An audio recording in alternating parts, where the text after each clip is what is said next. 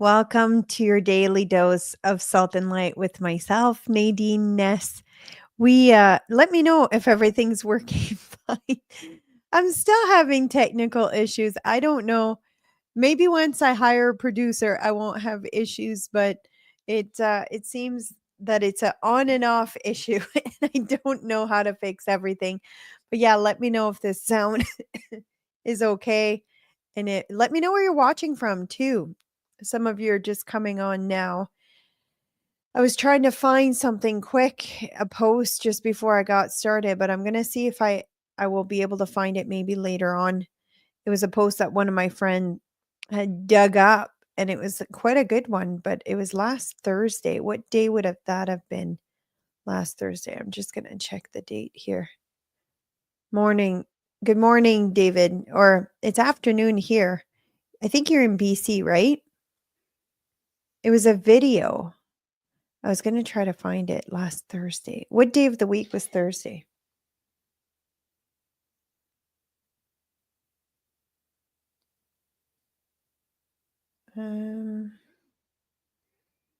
Last Thursday was the 13th. Okay, I'm almost there.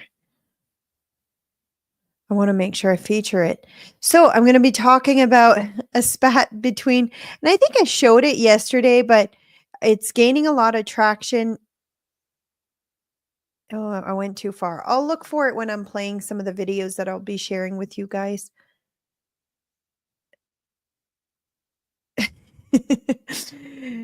Gabe says, my wife is from Ontario. It seems like everyone over there has amnesia and are supporting the Liberal Party again. It's so true. It's so true. Yeah, yesterday I was quite discouraged by what I was seeing, but I've seen a few things that's given me a little bit of encouragement. But yeah, I mean, what are they thinking? Well, they're not. They're just not informed on who Mark Carney is, and that's going to be our job for the next few months, weeks, whatever, how long till we have another election. I was supposed to have Cameron Davis come on the show today, but he had an emergency with his pet. So yeah, if he wasn't able to come, so I was trying to put together an episode. To be honest, this was the first time I was struggling on what I was going to talk about today, because there wasn't like a whole lot going on. But David says Clyde had a great live stream last night and to introduce his new YouTube channel where podcasters will come together under one channel. I expect to see you there, Nadine Nest. Yeah, the I don't know how much I'm allowed to talk about it. So it's gonna be like Clyde will be the main one with two other people, but I can't even disclose who, but it won't be me. But I'll be coming on it as a guest once in a while on that podcast. So yeah, so I'm really excited for this new venture he's taken. Sorry, I just realized, Gabe, I still had your comment on there. Yeah, okay, well let's get started. Good afternoon, Jonathan. Jonathan Grand. Is it Grand or Grande? Like the drink, like the Starbucks drink? Oh, and I just realized I didn't present the video, but I'll wait till we get to it. I'll play this video by Mark Carney. You guys have probably seen it already. It's 3 minutes long, but it's an exchange between him and Rosemary Barton with the CBC. I'm actually shocked that I just realized I didn't open the share screen. So we'll do that really quickly and make sure I have sound. I didn't realize that we'd be getting some tough questions. So I was really excited to see that.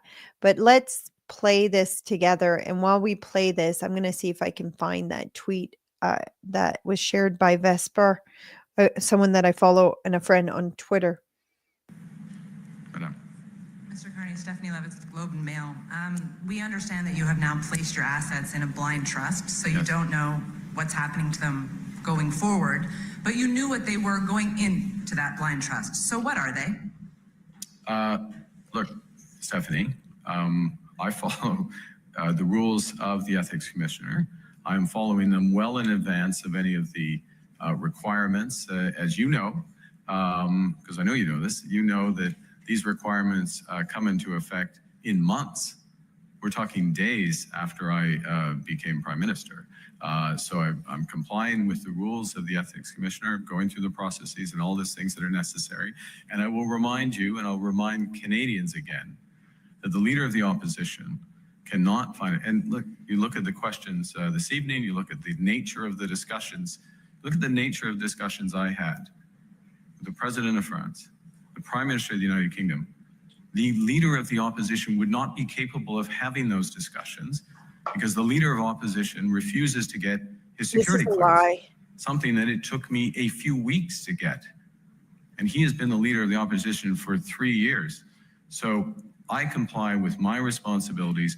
I comply with the rules well in advance. And the leader of the opposition doesn't take his responsibilities at a time of, well, you should take these responsibilities at any time, but it's particularly remarkable given the stakes in global geopolitics at the moment. The rules say that those assets should be publicly disclosed within 120 days, which means you'll campaign in a coming federal election, most likely within the next 120 days, and are serving as Prime Minister now, with Canadians not being aware of what potential conflicts of interest you sought to avoid. What possible conflict would you have, Stephanie? Stephanie, I'm complying with the rules. I'm complying with the rules in advance. Did you see? I'm gonna finish playing it, but did you see how he like went like this, like his body language, as in "I'm done"? Like we're not going to talk about this some more. Somebody needs to teach him. You shouldn't be doing things like that. I'm complying with the rules in advance. Point final. Final point. Yes. Oh, this is Rosie. Here, we're going to go back. Yes. There's no possible conflict of interest in your assets. It's very difficult to believe. Look inside yourself, Rosemary. I mean, you start from a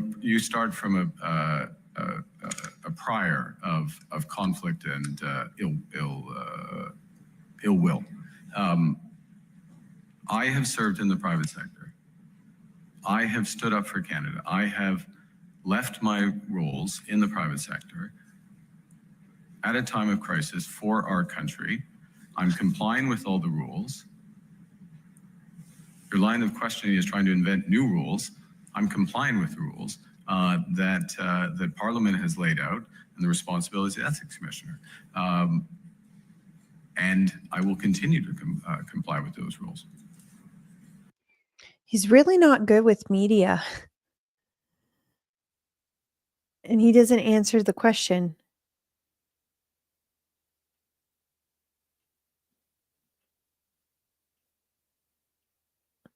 Oh, fun. Interesting, Jade. I was just looking at the comments under that post. I'm trying to bring forward. Yeah, I had to put a shirt. It's kind of cold in this room today. I don't know why. So I'm wearing like a fuzzy warm sweater. She says, I've read dozens of articles about him going back decades, and the guy has a temper, refuses to listen to others, and thinks his opinion is the only one that matters. He looks down on everyone, she says. I'm going to have to go back and look. A lot of people are being very critical of this interview. Now,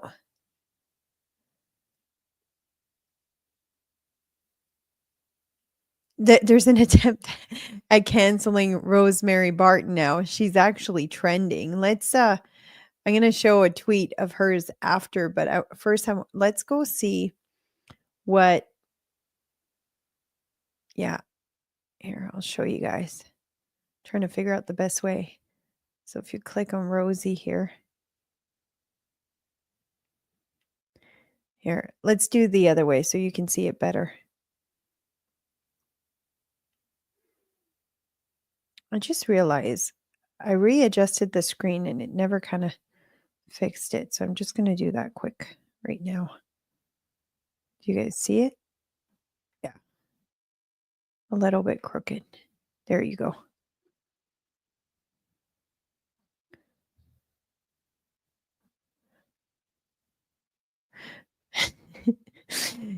Dear Carney, I looked inside myself and see ill will from a male to 3 women reporters in one press conference, Stephanie, Rosie, and Lise. I see a globalist elite who is above so far above us, we have no right to ask questions that directly affects our lives. I'm just checking to see. When you ask Mark Carney a question about his finances. And then there's a bunch of memes going around. This one, look inside yourself, Rosie. I see ill will in your eyes. Look inside yourself, Rosie. Stop pointing out all my lies.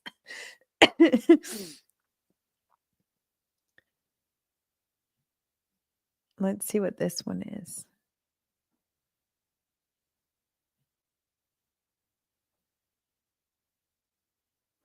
Oh, I don't. This is a old video, I think. No.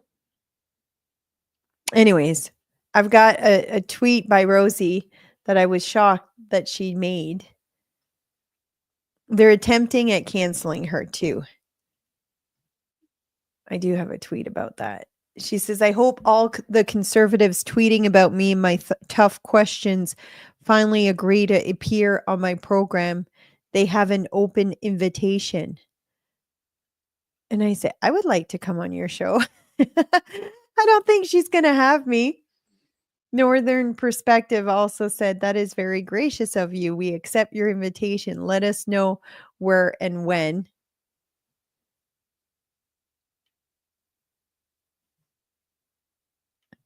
Cheryl says, I haven't been a fan of you, Rosemary, because of your blatant liberal bias. I was going to say lies because it also applies. It was extremely disgusting to see Carney treat you and Stephanie the way he did. Canadians deserve answers. We aren't getting it. By the way, Carney's use of both your names is a management tactic used to silence subordinates. Carney isn't anyone's superior as PM. He works for Canadians. We aren't getting his boss. He also isn't a self-proclaimed savior. He created the mess Canada is in with his economic advice he gave Trudeau and Freeland for years. It's true. There was like a call to have her canceled. I'm just going to see if I saved it. I thought I did, but it's not in the order that it was supposed to be in. Maybe not. Where is that one? No, it's not in there. Just a whole bunch of lefties are. Oh, this one here. It is there. Did you go too far this time, Rosie? If anyone would like to lodge a formal complaint about Rosie Barton unprofessional conduct, so they link where you file a complaint. And Ben Mulroney says, the left, champions of free speech and a strong and independent press. I have to say, I've been pleasantly surprised by Ben. The last little while, he started getting louder and louder about his conservative values, and they're attempting to cancel him too. I did do a tweet about this morning. Let's go find it. And he quote tweeted it. Let's see if I can find it. Yeah, this one here. Team Canada's latest hit list. Elon Musk, Wayne Gretzky, Ben Mulroney. Who's next? This is their play to silence conservative, and it's working because we let it. It is time to stand. I just realized, is that a dot I put or a comma? What I mean by we're letting it, I don't think Ben is letting it. He continues to talk. Same thing with Elon Musk. But what I mean by we're letting it is a lot of conservatives are seeing this happen in real time, and it's making them afraid to speak up themselves and talk about where they stand on things, how they feel on things, because they're afraid of being the next one to be canceled. But the thing is, if we were to all unilaterally be speaking out at the same time, they couldn't cancel everyone. But they'll do this. They'll pick one at a time. Hey Wayne from Facebook on Facebook says, I'm finally on a live podcast. It's funny too because some people watch this on the replay and they think it's live because when I'll ask, like, is the sound working? They'll answer, but they'll answer like the next day. So I think people think it's live even if they watch it after the fact. But Brenda says his wife is apparently the same, disconnected from regular people. We're talking about Mark Carney's wife. And yes, Gabe, I did see. Gabe is asking, did you see Carney's statement that Canada is the most European country that's not in Europe? And I did see it. I reported on it yesterday during my episode yesterday. It was actually part of the title. He says, I'm from Arizona and my wife just moved out here. We've been talking a lot of Canadian politics lately, and I've noticed that it seems like Canada is being pulled closer and closer to Europe. Is this something Canada would want? My wife says that Canada aligns more closely to the US being a part of NA. It seems like the Canadian people may need to pick a side soon. I can tell you the West doesn't align with Europe. The East Coast might, the Quebec, the probably like the Atlantic provinces maybe would more, kind of all the ones who have TDS would more, but I don't think that applies to the West. And to be honest, it all depends who you ask, because if you're talking to people who have socialistic kind of values, think that government should be the one to be the big daddy government to take care of everyone, then it's going to go more towards a socialistic kind of approach. And I think the EU embraces that a lot more than the US. But if you're more of a libertarian, recognizing that individuality is important and it's how you solve society's inks by improving the individuality of every person, then you're more likely to align with the US. I think if we were to ask Saskatchewan, Alberta, which one would you pick? I think people would pick the US by far. Karen says, I'm from New Brunswick. Not all of here are liberals. I sure am not. I'm so sorry, Karen. You're among a bunch of liberals. I know there are conservatives in New Brunswick. I was born and raised in New Brunswick. So, but when I say most of it, I think they often vote left more.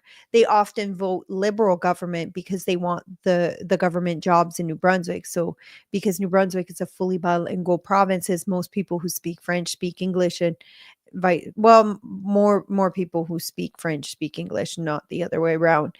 But because of that, a lot of federal government jobs get brought to New Brunswick. So like the firearms, the the RCMP firearms stuff, that's all in Miramichi, New Brunswick. Then you have all the pension center, a lot of the call centers and stuff are all in New Brunswick because they offer bilingual jobs. So more people to fill those jobs.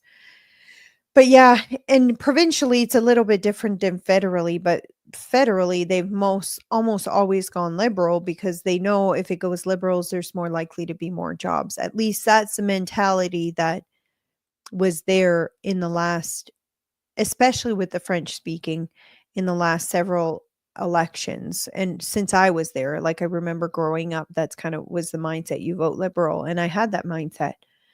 But Wayne is saying, I'm hoping that Alberta separates. Barb says, from Sask, US for sure. Barb also says, Carney's just Trudeau 2.0. I actually think he's worse, but he's going to fool a lot more people, I think. Trudeau, you can kind of see through him. But yeah, anyways, let's move on to Ben Mulroney. So he responded, he's like, I'm not stopping yet, but I don't know. I'm just going to see if we have it here. Like they're all trying to cancel him. Sit down, Ben.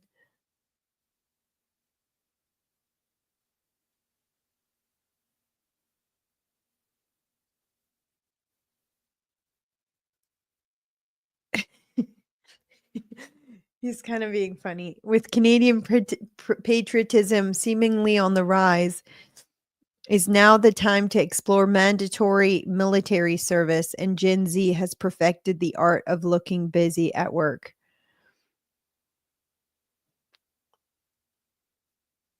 I'm just going to see. Because I know he did.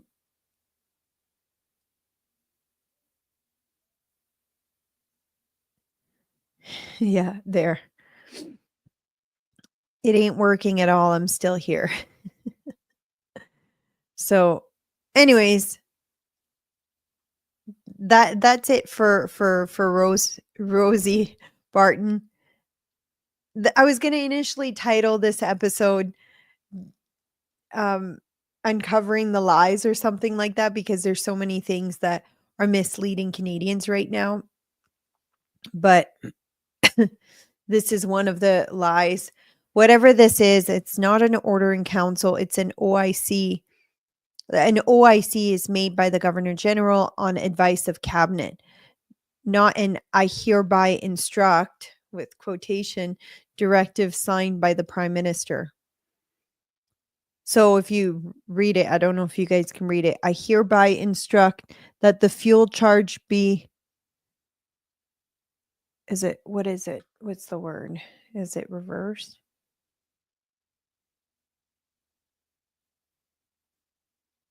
What's the word? I can't tell what word it is.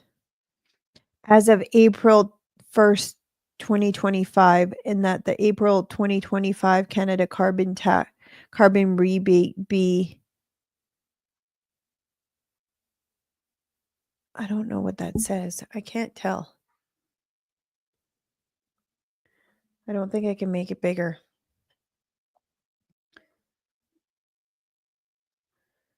I'll see if the article says it. Oh, it's a little bit clearer. Removed. Okay, I hear be removed as of April 1st, and the carbon rebate be issued.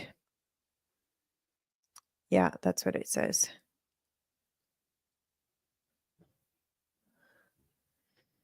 This was a tweet by Pierre. Let's see. There's a whole bunch of comments. Zelda Levine says, disgusted with Polyev, who's acting like everything is business as usual, not even saying out loud that Canada has an illegitimate,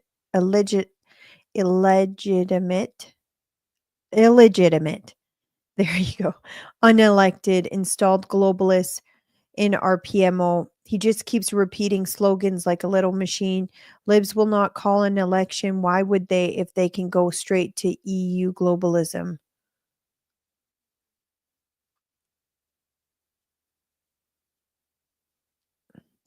Alvi says, do you think Indigenous people will want to join the USA? I don't think so. Remember, so many chief came to praise JT when he announced that he was stepping down. Also, 90% of Indigenous people I know in Sask are super woke. But see, the thing is, Indigenous people have dual citizenship. So they have a citizenship. Like they can go and cross the border without even a passport. So they can go and work across the border. So Indigenous people are dual citizens. So a lot of people don't know that. So for some people where it would be more beneficial if Alberta or Saskatchewan was to become a part of the US, citizenship wouldn't be one necessarily that would motivate, I think, Indigenous people, at least like not the ones that have like the card.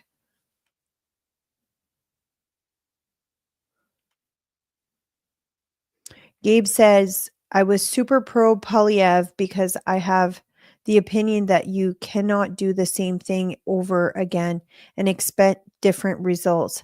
However, he is just regurgitating the same talking points as the Liberal Canada needs help. Sue says the whole government is illegitimate. It's been that way since December 11th, 1939. I don't know what happened on that day.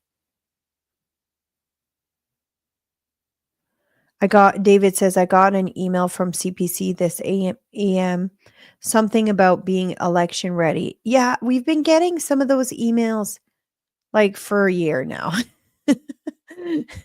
So, but anyways, he says Carney wants to hike the carbon tax on Canadian industries like steel, aluminum, and energy, while Donald Trump is hitting Canadian industry with massive tariffs. Canada First Conservatives will axe the carbon tax on everything for everyone for good. Signed to back our common sense plan. I just want to say a few points with that's kind of in line a little bit with the some of the comments about Pierre. When the Liberals are taking in your talking points and changing everything, you have to revamp. You have to go back to the table and see, okay, what are we going to focus on now?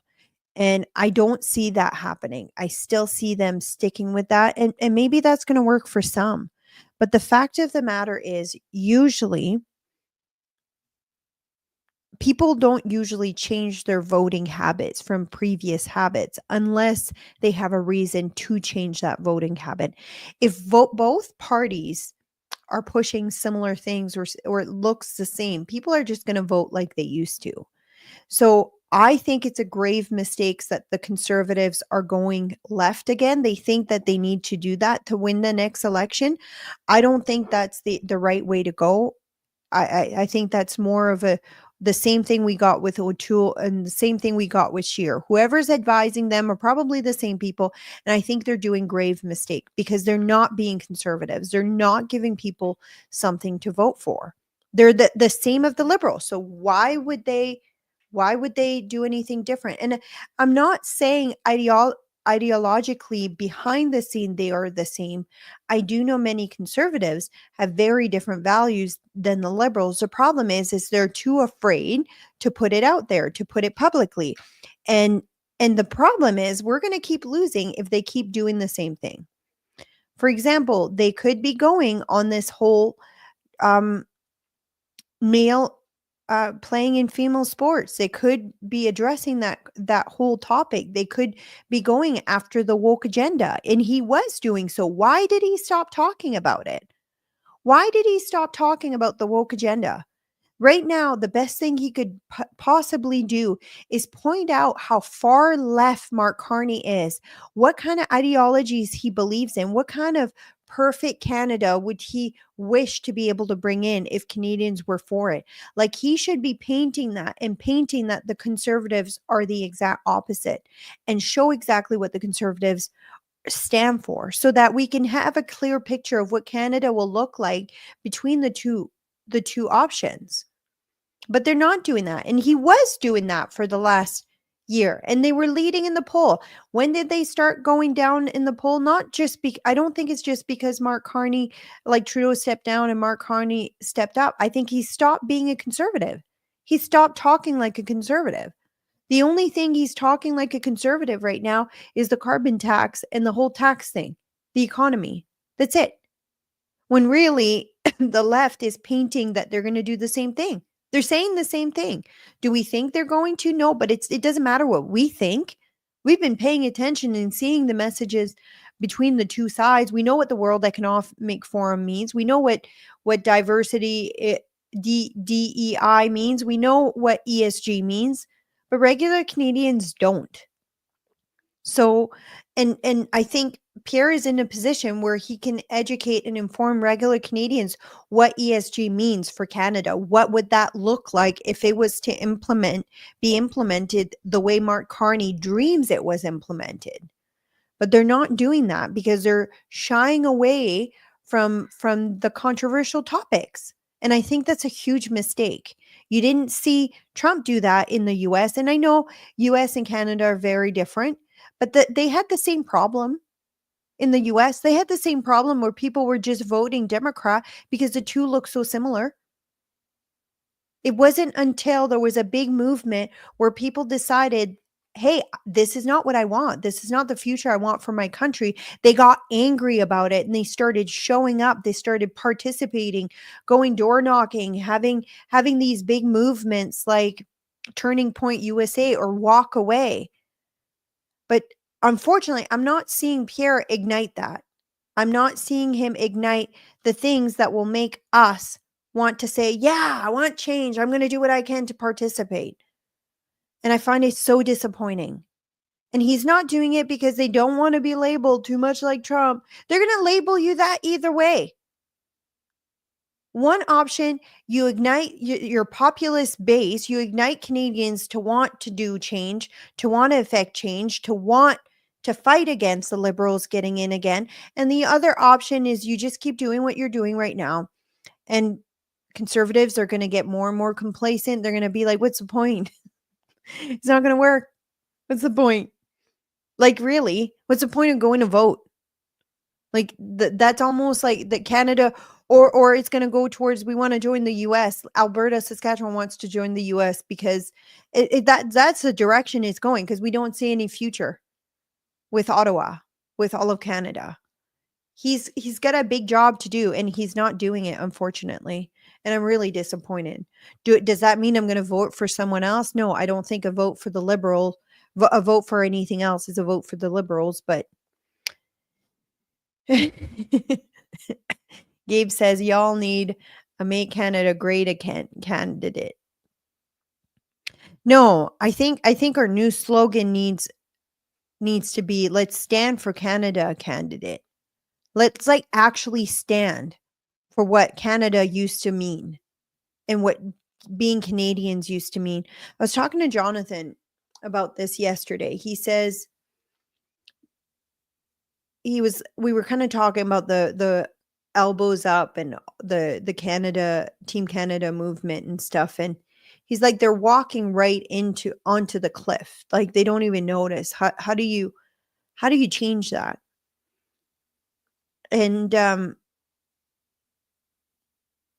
I said you remind them of who they used to be, or you give them a new identity, because we were talking about like kind of in a sense like people who are in a bad situation, like um, a situation, for example, like domestic violence. I always compare it to like when people are like so brainwashed by things and they're just not seeing it.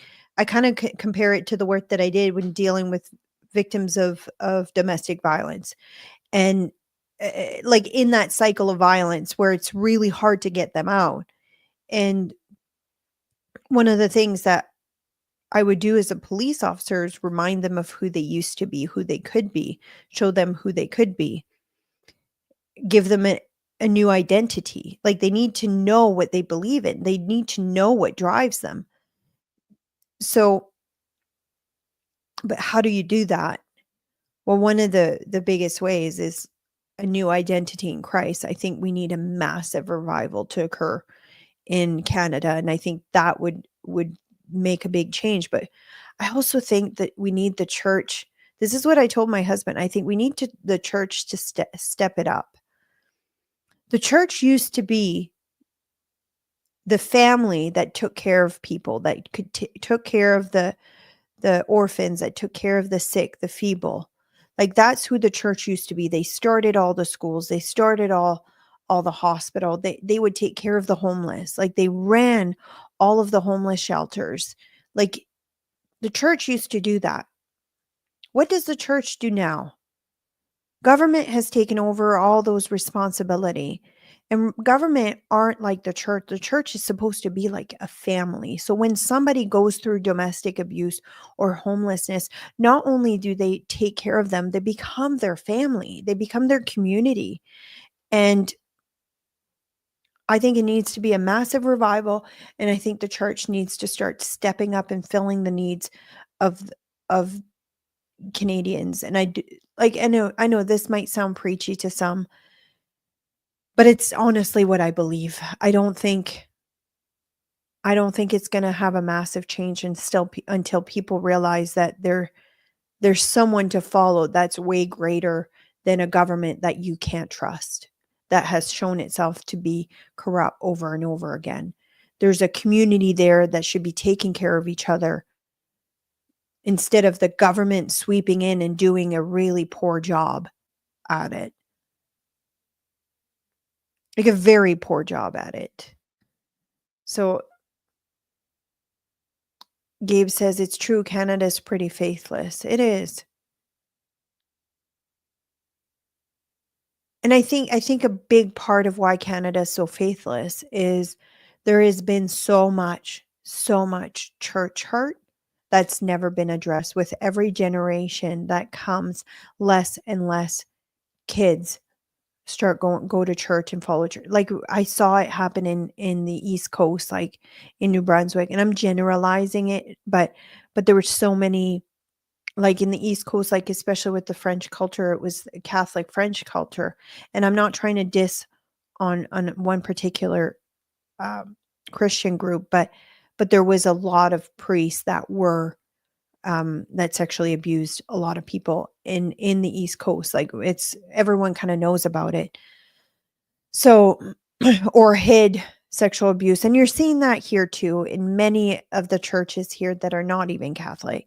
There's been so much church hurt, so many people legalistic, forgetting about love and grace and what it means to care for one another, even those who are walking in sin. Like I see it all the time. And not only do I think a revival needs to occur, I think a big repentance of the church need to occur, where the church comes together and recognize how much harm they've done to the body of Christ, and start looking to God on how to heal, how to fix that, and how to go in the right direction. So this government, the politics, I just see it as a perfect reflection of what is currently happening in the spiritual realm, in the spiritual world. And I think I forgot that for a little bit. We should be praying. We should be building community within our church. The churches should be going out there in the community.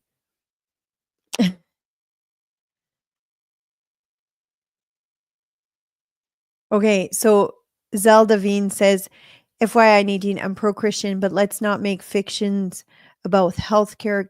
Canadian Jewish hospitals were built by Jews because Christian Canadian wouldn't allow Jewish MDs to be educated or practice. Let Jews receive care. Canada has a complex, multi-dimensional history. And I think that might have been true for some areas that I didn't live in. It wasn't the case for New Brunswick, where I grew up. And I don't think it was the case here in Saskatchewan, but I might be wrong on that. Vilna says, we as the church need to repent. We have not represented Jesus well. No, we have not. And like a lot of the people we talk about and kind of go against or point out, and I'm not saying this is the case for everyone, but a lot of them, where has been the church to lead them to Christ? Like how have we loved them the way Christ does? That said, we do need, Zelda Levine says, that said, we do need God back into Canada. Lori says we need Christianity to sweep through our universities like is happening over in USA. Yes.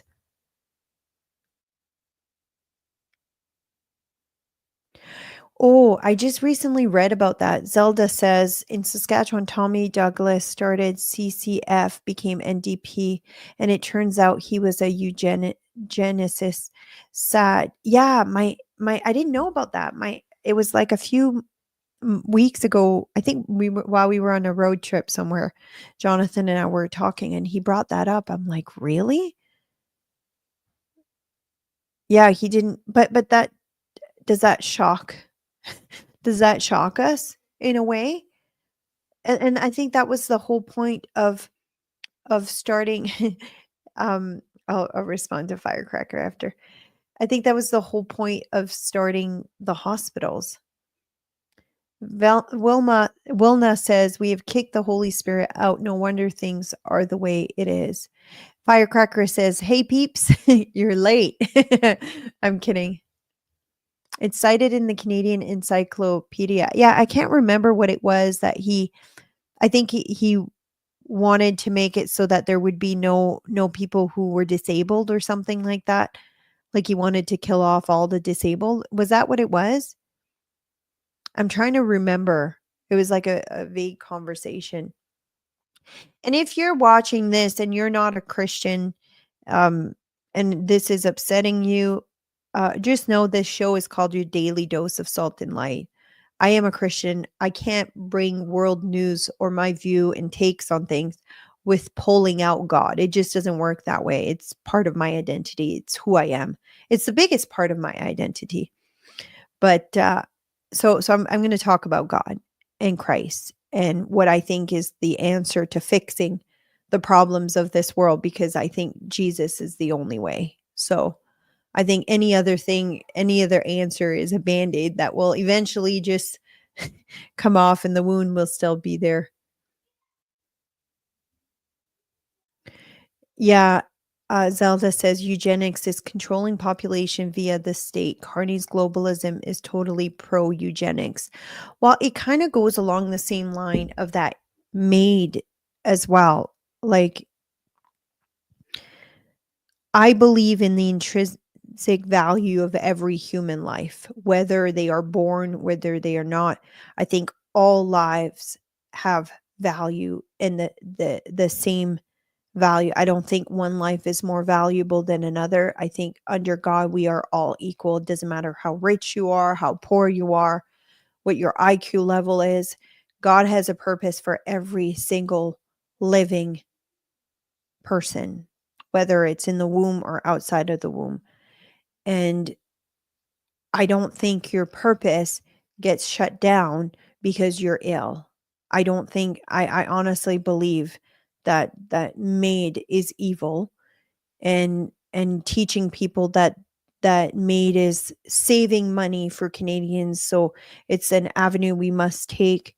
When proper palliative care is available, maid is not necessarily most more humane. And I say this as someone with a step family member, and I'm not going to give more details than that, but I have a family member who used maid to die.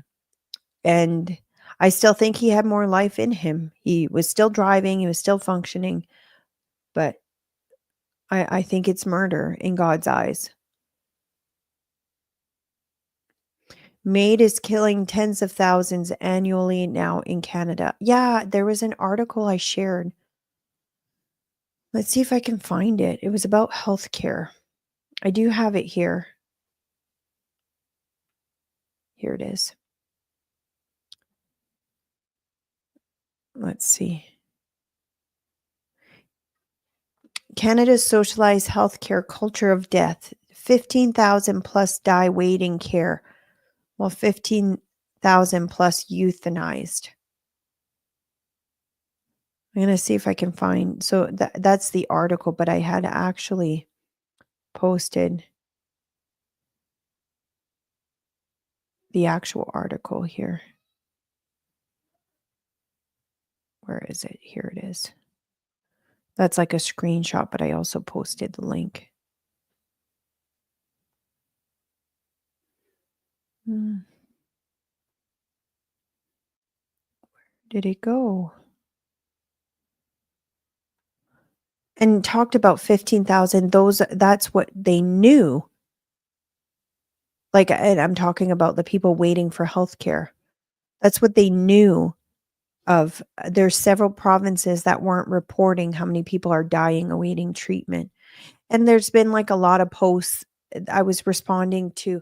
There's been a lot of posts about how American health care is free and stuff, and just kind of talks about how great Canada's healthcare is. And I'm thinking we have our downfalls too. It might not cost us, but even if we had the money to pay, a lot of time you can't get the treatment that you need in a proper timeline. We're one of the worst countries compared to other countries. Here, let's share this. Oh, it doesn't really show it properly. Let's see if I can do it smaller. No? Let's just do this.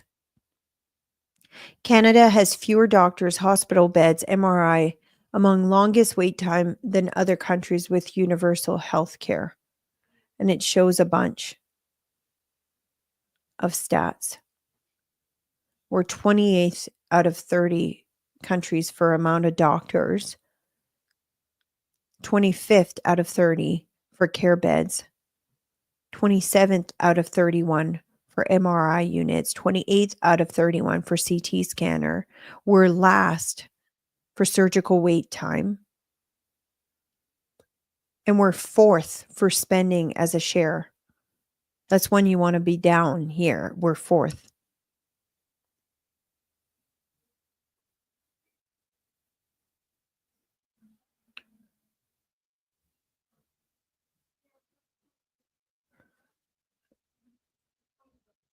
I'm just looking. Sorry, I'm missing a lot of.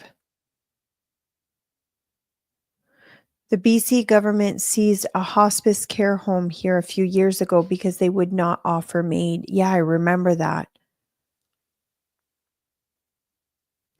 Zelda says, this is Carney's dream. Post-national WEF Canada, no conspiracy. Agenda 2030 is online to read. I'm probably going to do an episode on that. I just got to get all the research and have everything ready for to do it so that it kind of flows nicely. But yeah, I think if Canadians knew about what Agenda 2030 actually is, well, it's not just that. There's the Paris Accord, like it's all of them. And what that like it has like nice words. It makes it sound nice. Like they're not idiots on how they try to sell it. But what they don't tell you or don't talk about is how they're going to accomplish the things that they say is nice. Gabe says, my wife is a social worker, so she knows a lot about the social programs in both countries. She says that Medicare and Medicaid are both better than OHIP. What does OHIP stand for? And that's the thing, like healthcare doesn't cost for everyone. There's a lot of people who have free healthcare in the US. Like if you're low income, you get free healthcare. Like there's options there. And I was just talking to a friend who moved from Canada to Florida. Yeah, you guys might know him. He used to be our VP with Unified Grassroots back when we started, Terry Brown. And I was asking him questions about healthcare. Is one of the things that I was kind of wondering, kind of looking at all the benefits, negative things of like US versus Canada and stuff. And was one of the things that I had some questions. And he kind of explained to me a little bit how it works for him and his family. David says, we have a private medical facility here in BC. BC spent years trying to shut it down. They didn't. Now only out of province, pro athletes, and get this, politicians can use it. Ebby's Bill 36 is a hellscape. Is that the one that the powers, the powers he's trying to get for the tariff threat? Oh, OHIP is Ontario Healthcare. Okay, that makes sense. Thank you, guys. I'm not from us. It's SHA here, Saskatchewan Health Authority. And AHS is Alberta Health Authority. Okay, no, that's Bill 7. I don't know what Bill 36 is. I might know, but I'm not 100% sure. Sorry, there's a cat outside that was distracting me. There's birds too. Crows. Okay, let's keep going with the show.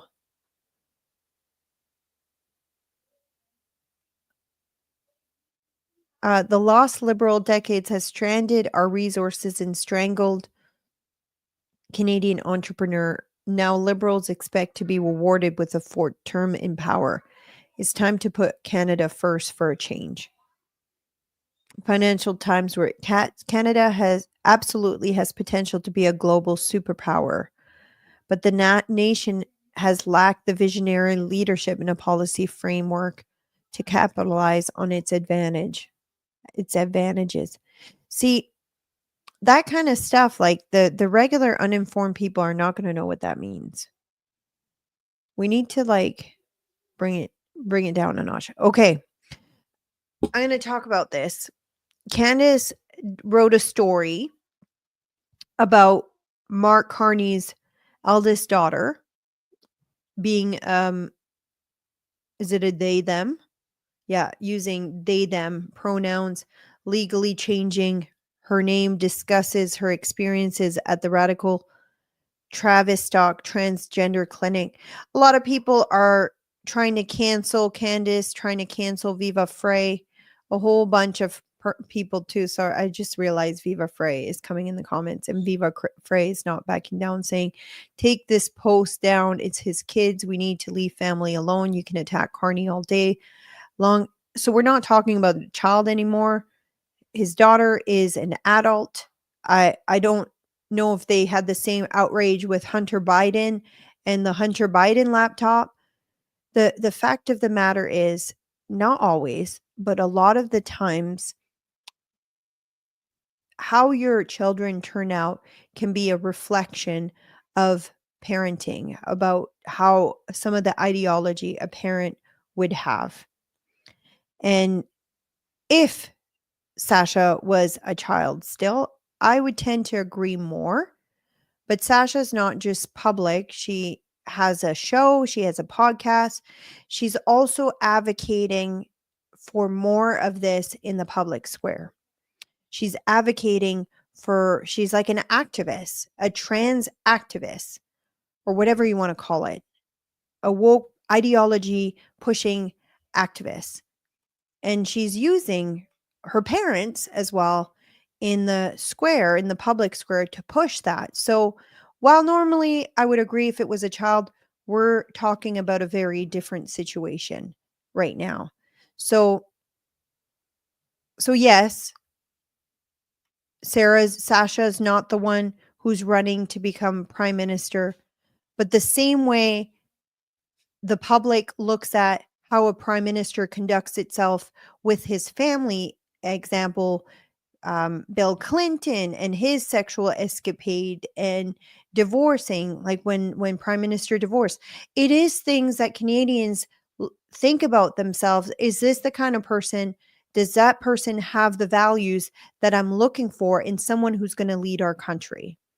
And this is an indication of what kind of values Mark Carney may have. So while, yeah, it's not him, it's his daughter, his decisions as a father directly affected and likely led to some of the decisions done by the daughter.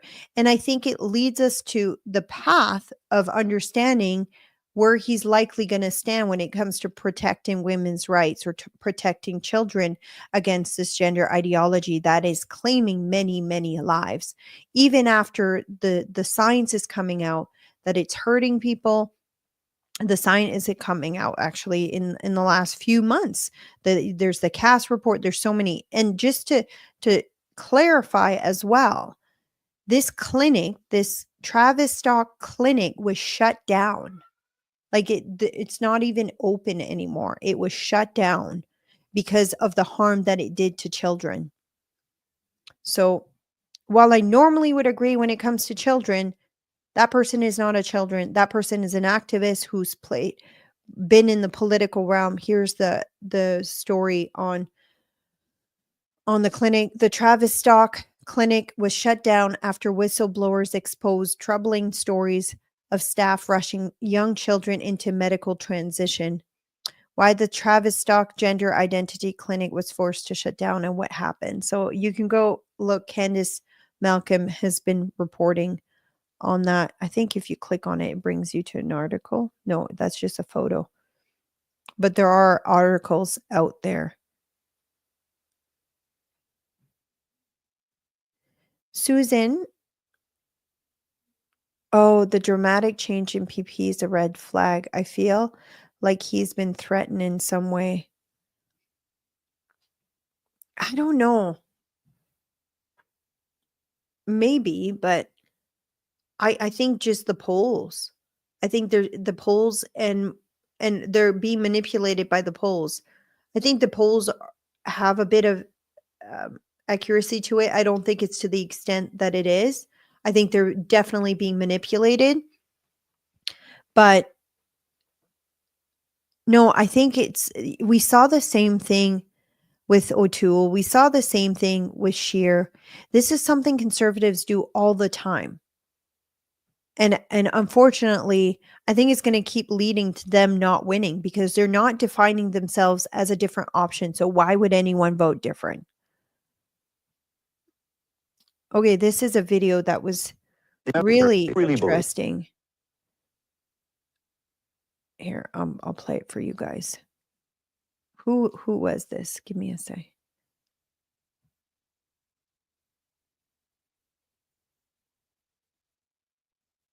Do you guys know who this is? It's a former prime minister. Is it Mulroney? Do you really believe that if the Liberal government is returned, there is going to be any real change in the attitudes of those who have been stalking power here in Ottawa for 20 or 25 years? Remember that the Liberals made 4 promises, 4 solemn undertakings to Canadians in 1980. They came before you and they said 4 things and then put them in the throne speech. First, 18 cents a gallon is too much, and it went up to over $1.50. Secondly, we're going to reduce unemployment. When they made that promise, there were 800,000 Canadians unemployed. There are now 1.5 million. Then they said we're going to reduce the growth in government expenditures. It's gone up from 60 billion to 100 billion. And then they said, we give you a formal undertaking that we are going to reduce the deficit in an orderly manner. The deficit's gone from 10 billion to $36 billion a year. It took Canada 100 years, from 1867 to 1967, to accumulate a net debt of $18 billion. And from 1968, with Mr. Turner there and his colleagues, from 1968 to today, 15 years, our net debt has gone from 18 billion to $180 billion. That's not the fault of the Americans, as Mr. Turner suggests. That's not the fault of our friends and allies. That's the fault of the people who have been running this country, who have been initiating deficit financing, who have been spending more than they could take in, who have been crippling the private sector. There's a new day coming for Canada, and that day brings new hope and new prosperity. The Conservatives, we have never contended we're perfect. We need your help. We need your advice and your counsel, and we will always honor your trust. Our commitment is to Canada, and our commitment is to you. How much of that do you guys think? Wow, it felt like that was just today. Like maybe Pierre can take a page out of Mulroney and yeah, they did confirm it was Mulroney. And you guys gotta be kind to me. I didn't used to pay attention to politics. I'm like 8 years. Is it 8 years now? 7 years into it. So I didn't pay attention to it before then. I just like believed whatever mainstream media was saying. Do you really believe? What year would that have been? In 1984, the year I was born. Wow, 40 years later, and we're seeing the exact same thing. Anyways, I'm going to retweet that too. Did I add it to my bookmark? No, I added it. I'm just going to add it quickly to a folder to pull later on. So another thing, inflation is up. They thought it was going to be 2.1, but it's 2.6%. Much higher than expected. This is before self-imposed retaliatory tariffs on U.S. products. Neil says, you were busy arresting bad guys. No, I was busy having my head in the sand. And yes, Neil, I did talk about Jasmine Lane and Clyde. Well, I didn't know if it was public that Jasmine was going to be the one he was going to do the new podcast with. I did talk about it earlier. I don't know if you were on here at the time.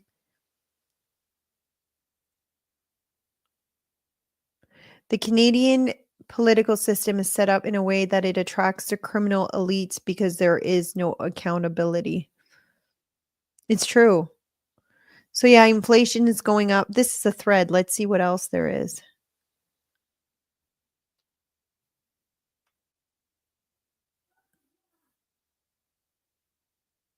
There is no free lunch. A breakdown of the major CPI component highlights the rebound from the LPC HST holiday gimmick. Remember that? Interesting. Shelter is only 0.2%. More on that below. So education is the highest. Recreation and education. Food at 1.9.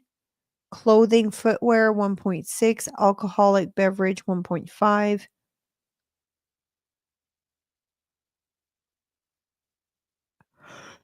Headline, I don't know what that is. Core, I don't know. Food and energy, I don't know what that is. Household operation and furnishings is 0.9%. That's just for the month?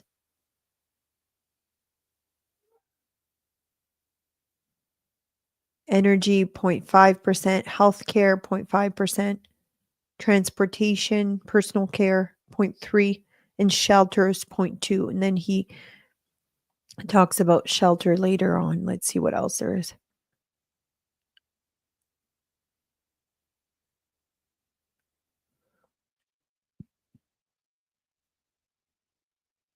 Slower decline in some products in February due to end of tax break. So that means if they weren't doing like the GST thing, it would be higher. Is that what that means?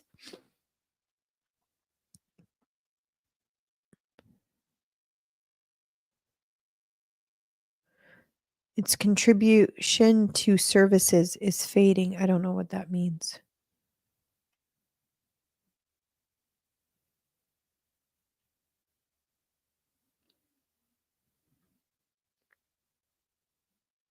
Shelter, the largest weight in the CPI basket, continues to fall, but its contribution is still much higher than pre-COVID times.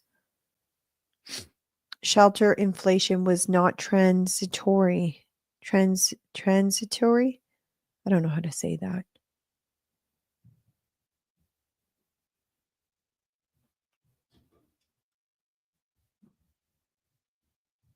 This was a population growth that's winding down.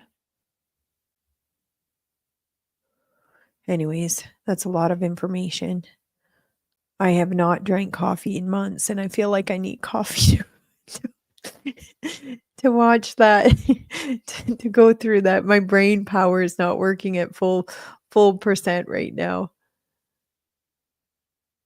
I'll get a video here.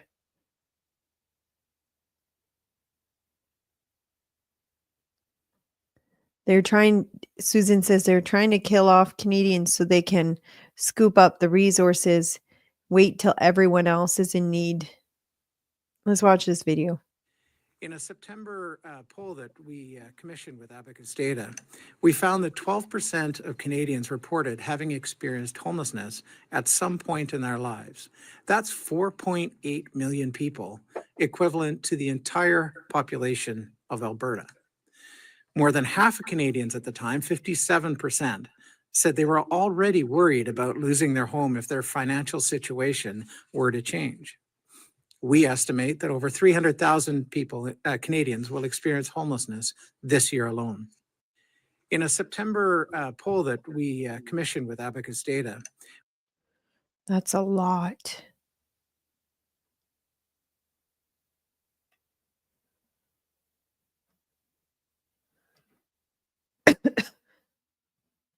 $300,000 Canadians will experience homelessness this year.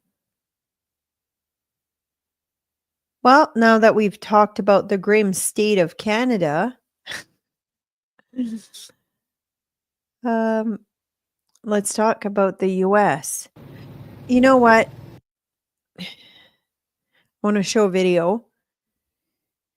So right now, I don't know if you guys remember, the president of El Salvador had offered Trump that he would house like the worst of criminals, the illegal immigrants that are like gang members that are murdering, raping people. Anyways, he said, I have room for them. I will house them.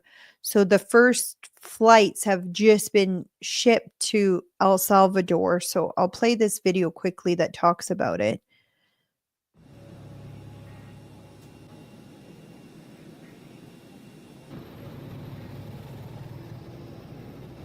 You aren't seeing it.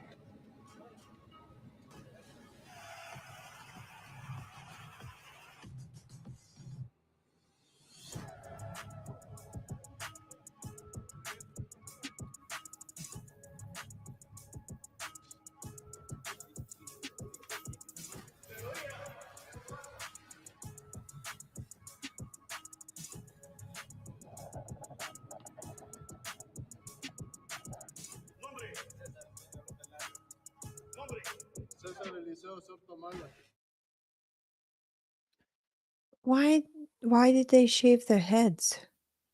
Maybe that's just what they do in those prisons.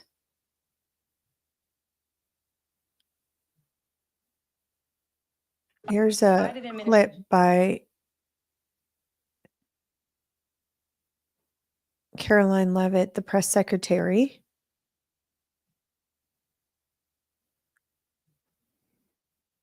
Abused to facilitate the mass illegal entry of illegal immigrants into our country. It was like a fast pass at Disneyland. That's not happening under this administration. We are encouraging illegal immigrants to actively self-deport to maybe save themselves from being in one of these fun videos. Sure. John, good to see you. The humor, save themselves from being in one of those videos. So Trump also had a message about it. And yes, someone tried to stop it. A judge tried to stop the plane. I've heard different explanation. The plane was already over international orders, but what's been kind of said by the White House, it didn't have the authority to put an injunction or stop it to begin with, and that judge is getting impeached. So I think I have some stuff on that I'll look up after and I'll share with you guys. People in our country illegally can self-deport the easy way, or they can get deported the hard way, and that's not pleasant. The Biden administration exploited the CBP One app to allow more than 1 million aliens to illegally enter the United States. Now my administration is launching the CBP Home app to give people in our country illegally an easy way to leave now and self-deport voluntarily. If they do, they could potentially have the opportunity to return legally at some point in the future. But if they do not avail themselves of this opportunity, then they will be found, they will be deported, and they will never be admitted again to the United States, ever again. You're never coming in. Using the CBP Home app to leave the United States voluntarily is the safest option for illegal aliens, our law enforcement. It also saves the U.S. taxpayer dollars and valuable CBP and ICE resources. And all of those resources are necessary to focus on dangerous criminal aliens. And that's what we're focused on. The CBP Home app is now available free across all mobile app stores. And I encourage those who have violated our laws to use this option today. Do it right and come back into our country. Do it wrong and you'll never be back again. So that video was released. Let's see if I have some reporting on the.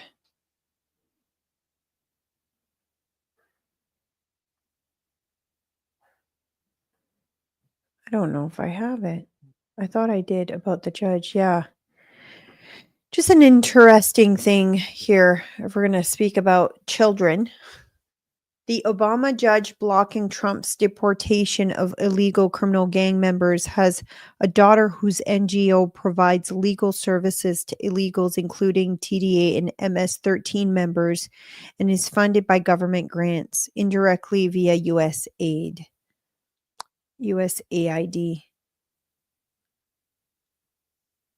So that was an interesting twist. So yeah, I think Trump made a tweet about saying that they're going to try to impeach this judge.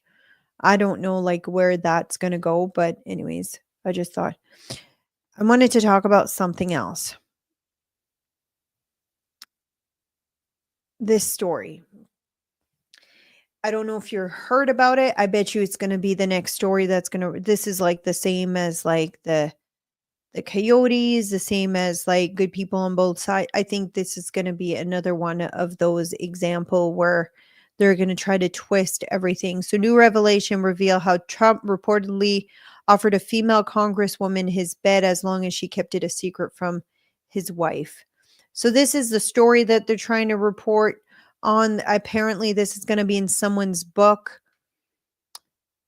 This is the congresswoman that they're saying Trump offered his bed to keep it a secret to his wife. She says, I seldom respond to nasty headlines because I don't like giving trash credibility. However, being that there is allegedly a book coming out with me named and attacking POTUS, his marriage, our first lady, and frankly implying something distasteful about me, I am responding. I was very pregnant and at the time experiencing preeclampsia symptoms, but was not diagnosed. As soon as Donald Trump boarded the plane, being the gentleman and good person that he is, said if I did not feel well, I could use the back room. He did this in a respectful way and in front of my husband, of which we thanked him. He also assured me that they had a medical team on board in case anything happened and they were aware of how pregnant I was. This was the most compassionate thing that could have been done at the time. I find it disgusting that the author fails to recognize that I have preeclampsia. The author of this book never reached out to me for comment, which means that this book is likely going to be a shit hit piece. If people in POTUS orbit are talking about this author, they need to be cut off immediately. This is gross.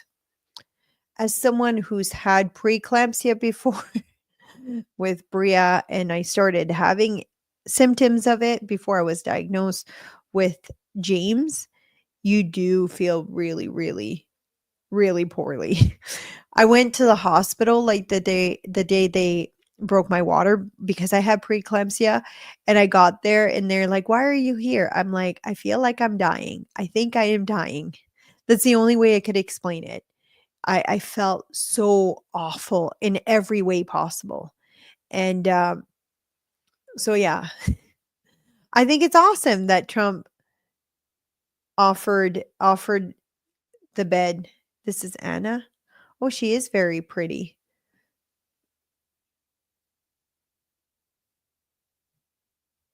Anna, David says Anna is smoking hot. That's why I went and looked.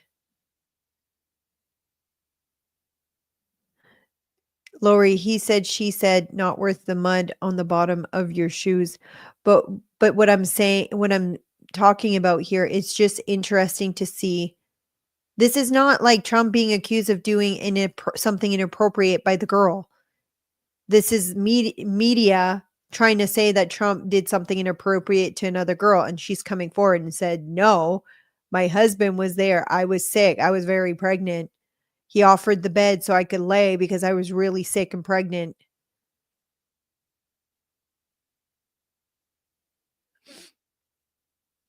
Susan says his whole demeanor has changed, but you're a better read of character. It's just in my gut from God. Maybe it could be. Like I said, I don't know, right? I'm not in that room. We're talking about Pierre Polyev and just how much his messaging has changed lately. And she was thinking somebody had something on him. Gabe says they've been doing this ever since he went down the escalator in 2015. I know. And the thing is, like, so many people still believe all the lies that are spread by media. And I was one of those people. Like, I was one of those people that believed all of it, and actually realizing how much they lied about him after I actually looked into it is one of the things that got me to wake up.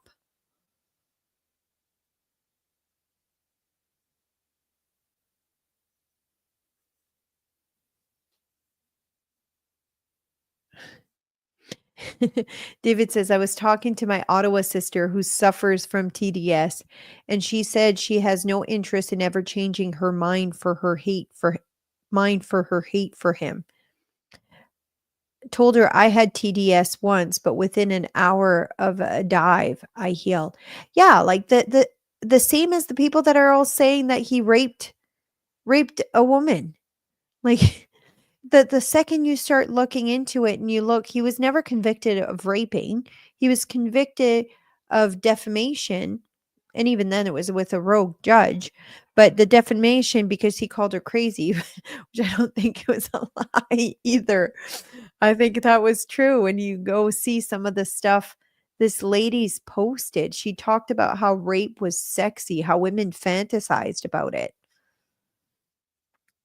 Okay, other things that are lies that are spreading everywhere. Dropkick Murphy, I guess, is a band.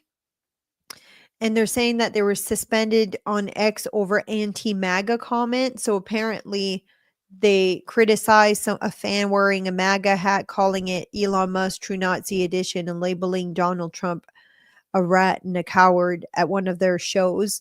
So their account is suspended. It's not, but they're saying their account is suspended on X, that Elon Musk suspended them. He didn't.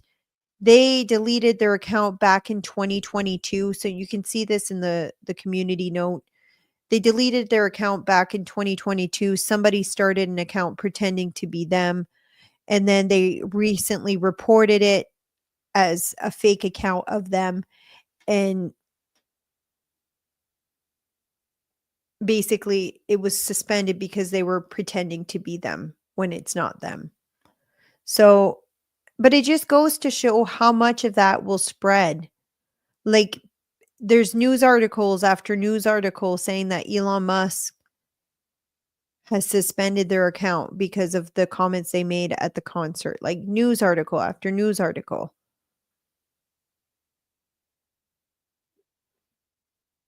The same way there's things like that on the left, we see things like that on the right too. David says Jean Carroll is bat shit crazy. Yeah, she told Anderson Cooper live on air that grape. I'm going to say grape too, just in case. I need to be careful about the words that I use because I think it's affecting the algorithm. That grape is sexy. Yeah.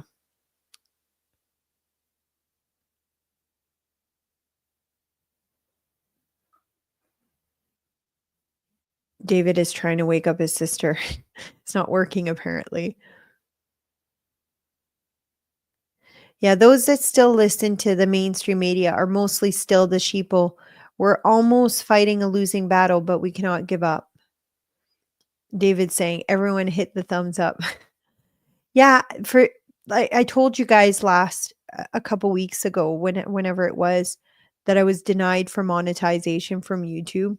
I get to reapply at the end of the month, I think the 27th. So we'll see what they say. What else do I have here? I have something here, but I'm only going to play the video. I'm not going to say anything, just in case. Since we're talking about demonetization.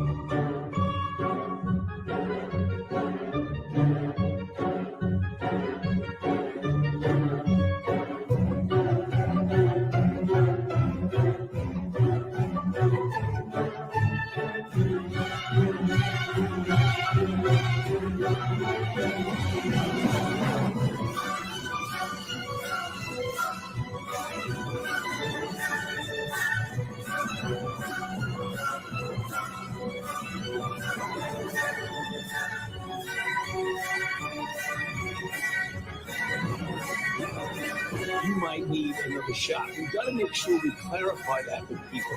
It has nothing to do with whether or not it's effective. We know it's highly effective.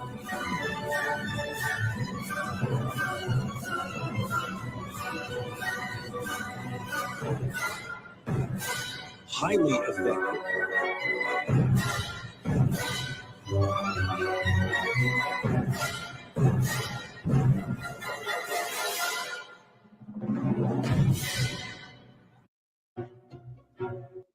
It's interesting though, eh? Just how much I'm not going to talk about this one either. But I'll play this one another day. I'll save this for another day. I don't want to push it too much. Another story that's out of what country is this? Hungary just voted to ban gatherings that violate child protection laws. In Hungary, a child's right to healthy physical, mental, intellectual, and moral development comes first. We don't let woke ideology endanger our kids. So then they have child protection, checkmark, Pride March X.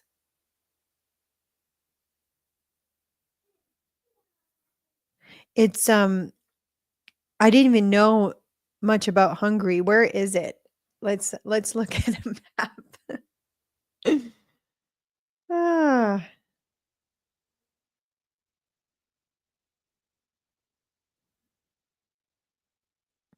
is Hungary part of the EU?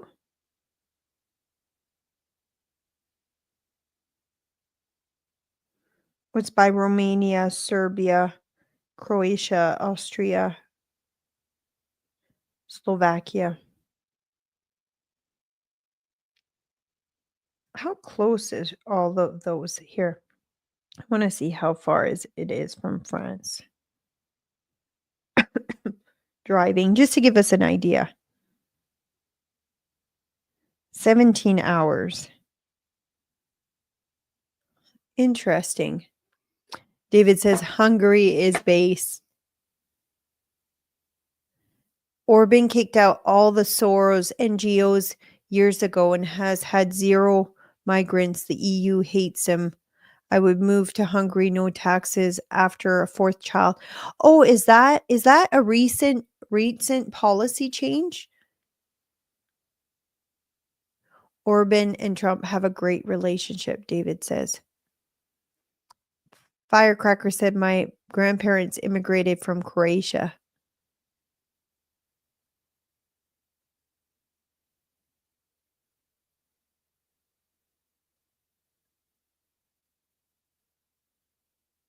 I'm just looking here.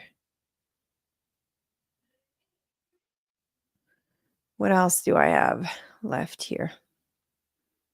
I think that's it.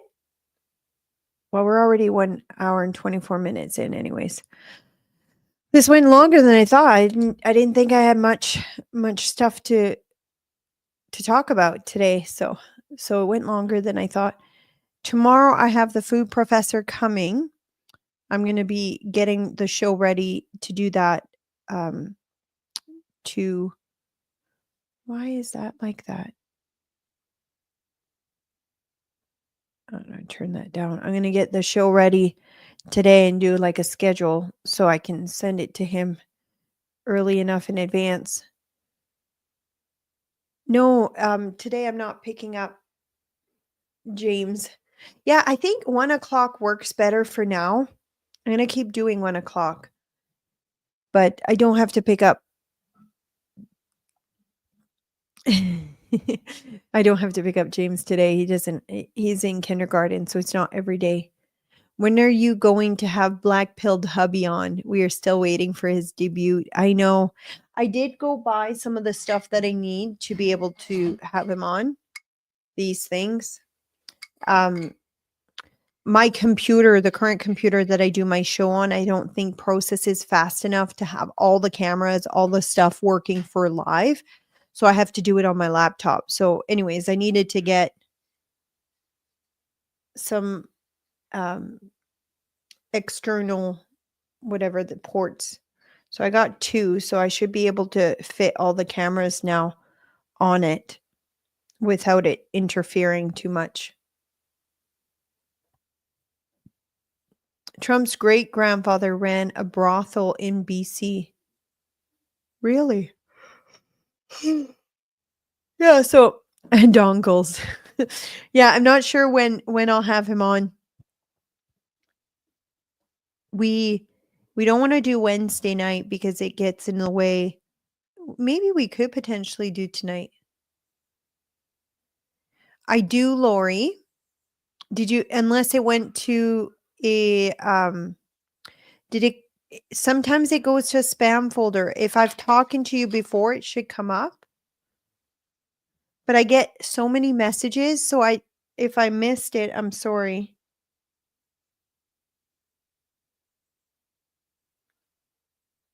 When did you message me?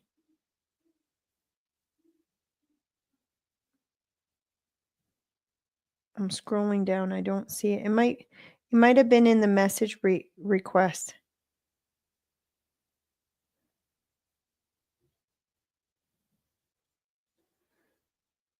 Ooh, I got a hate message. Fake Christian, you're also ugly too. Oh, let's see what this is. Matt McDonald. Is he a real person? Let's see.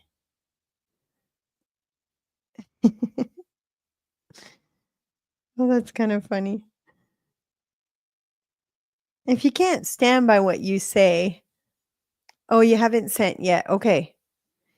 Yeah, I do see it. Sometimes it goes into like my like spam, but sometimes I see it too. If only I was insecure, maybe that would work, Matt.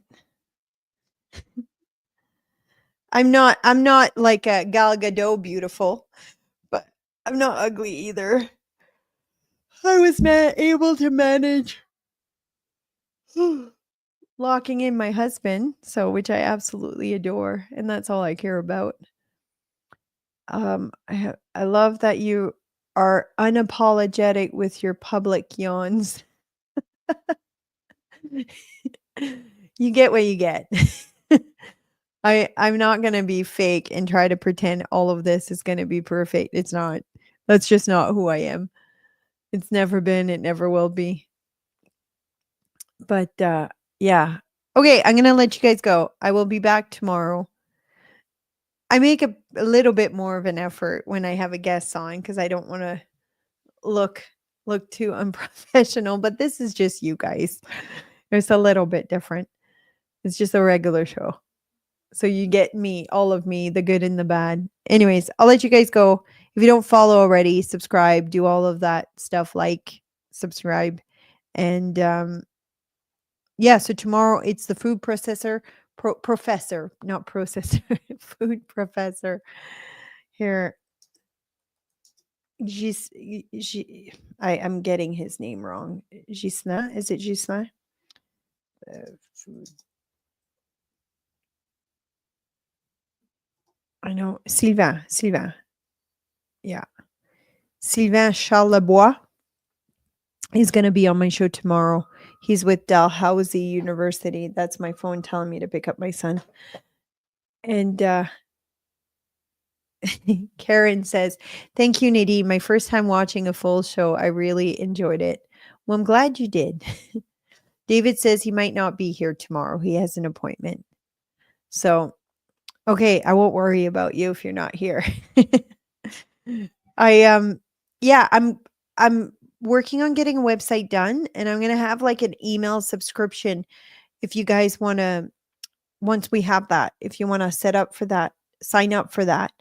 And yeah, where we're if we have like guests, upcoming guests, we might like email and let you know, oh, we have this and this guest coming in case you don't want to miss that episode. And just things like that. It won't be like every week or anything. It won't be like totally annoying. I'd like to be able to set it up how many you want per month too. That might be an idea, but we'll see. I'm just that's working in the background. I'm not the one doing it. I hired someone to do that. So, but yeah, I will let you guys go and I will see you guys tomorrow. See you guys.